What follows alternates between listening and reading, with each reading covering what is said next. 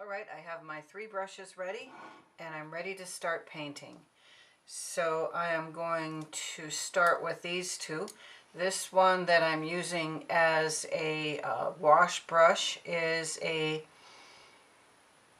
Artist Watercolor Sable by Winsor & Newton, number 6. But this is just any brush that holds a fair amount of water. It doesn't have to have a great point. This one doesn't have a great point. This one that I'm going to start with is a Blick Masterstroke Finest Red Sable, number 6 as well. That will be my painting brush. And I'm going to start out with my lightest blue. It's the White Nights Bright Blue. And I'm just going to make sure that they're all hydrated in these little wells so that I don't have any chunks. And what I'm going to do basically is just touch these colors onto each one of the flower petals. Just very roughly. And I'm going for the spots where the sun would be. I don't have an actual sun visualized for this painting. The light is from above. So I'm just putting a little blue in, and it's very random and not paying a lot of attention. I want this to run, as I said. Generally, my vision for this painting is the group of flowers up here will be more sharp. There will be less bleeding, less looseness in these.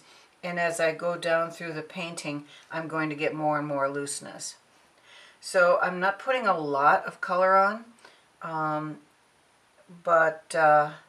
And I am not really paying attention to where I'm putting it. Even outside the flowers, that's fine. As I just said, as I go down this picture to the bottom flowers, I am going to want more and more outside the lines kind of look. So I'm getting it here. And I'm just even going to enhance that a little bit. Just pull it out a little bit here and there. And this, of course, as you know, is going to dry lighter, a lighter color. So it's not going to be this colorful. That one does have quite a bit of color on. If you get a flower that just seems to be a little bit too much color, you can just dry your brush and go in and pull it out very easily. Okay, I've got my first color started, and I am going to just go right ahead with little touches of my next blue, my ultramarine. This one is going to go in the areas where there is a little bit less light. Sort of in the middle, because in the darkest part of each flower I'm going to put violet.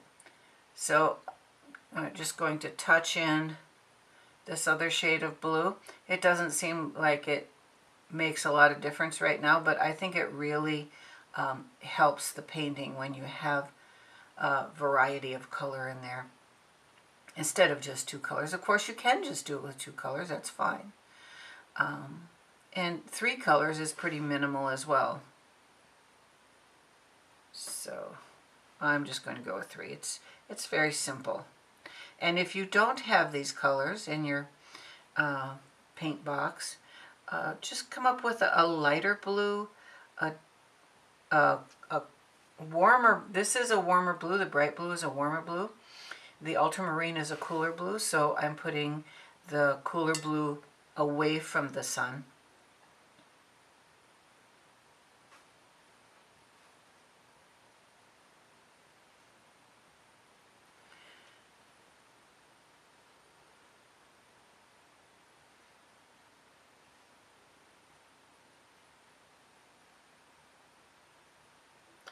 And there.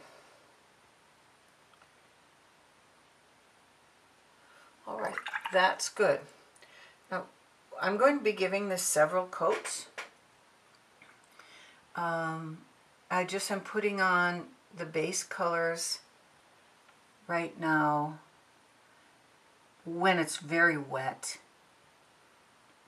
so that they blend. I want a lot of blending in this first layer.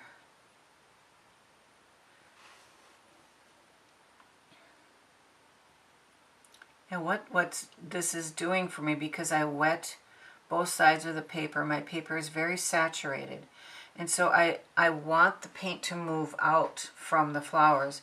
And I don't want to have any lines where if I was just going with dry paper and wetting, I would have to wet way out here in order to make sure that I wasn't getting a line as I'm working down here and not paying attention. Sometimes the color comes to the edge of where my water is and then stops, and it's a very distinct line. I don't want that in this painting.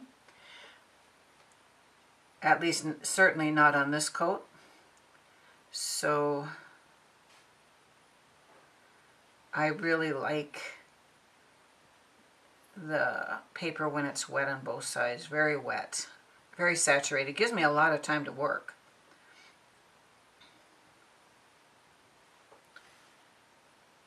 And I'm going to actually, when I'm done with this coat, I'm going to let it dry. I may not let it dry all the way because I don't really care if I get a little bit of paint movement here.